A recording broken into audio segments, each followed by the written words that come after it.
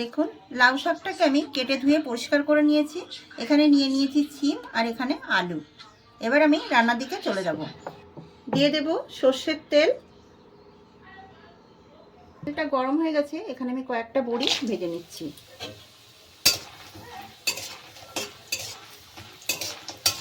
বড়িটা ভাজা হয়ে গেছে, এবার আমি তুলে নেব।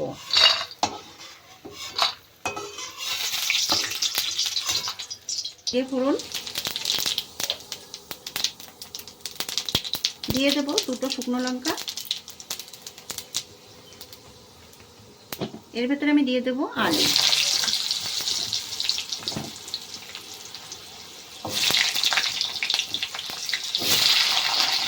লাল লাল করে ভেজে নিতে হবে। আলুটাকে লাল করে ভেজে নিয়েছি। এখন আমি দিয়ে দেব সিম।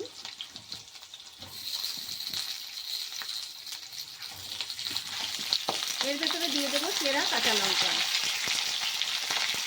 দিয়ে দেব লবণ।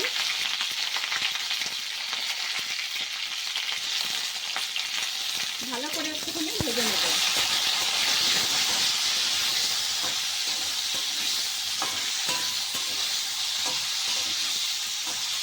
সিম আর আলুটাকে ভালো করে ভেজে নিয়েছি।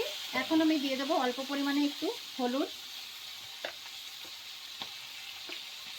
এবার যে লাউ শাকটা কেটে রেখেছিলাম সেই লাউ শাকটা দিয়ে দেব।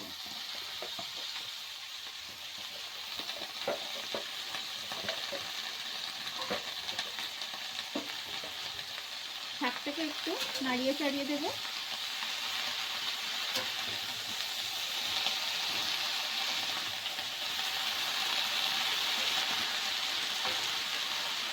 ভালো করে একটু নাড়িয়ে দেব।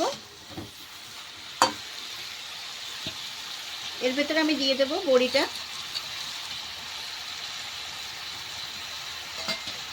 ঢাকা দিয়ে কিছু সময় রান্না করে নেব। ঢাকনাটা এবার তুলে নেব।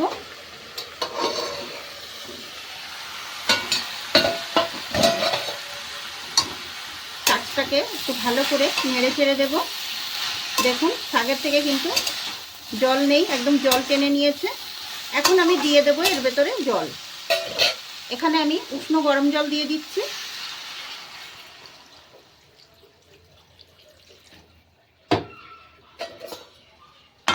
এবার কিছু সময় ঢাকা দিয়ে রান্না করে নিতে হবে, যাতে আলু সিম আর ডাঁটাগুলো ভালোভাবে গলে যায়।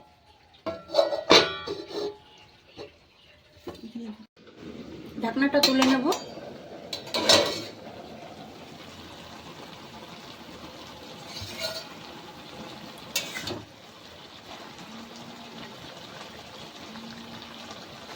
দেখুন এখানে আলু আর ডাঁটাগুলো কিন্তু ভালো করে সেদ্ধ হয়ে গেছে।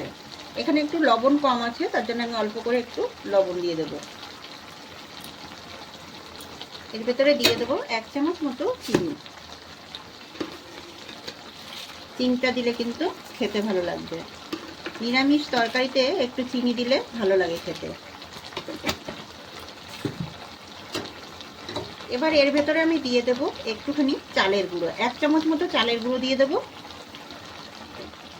ভালো করে মিশিয়ে নেব।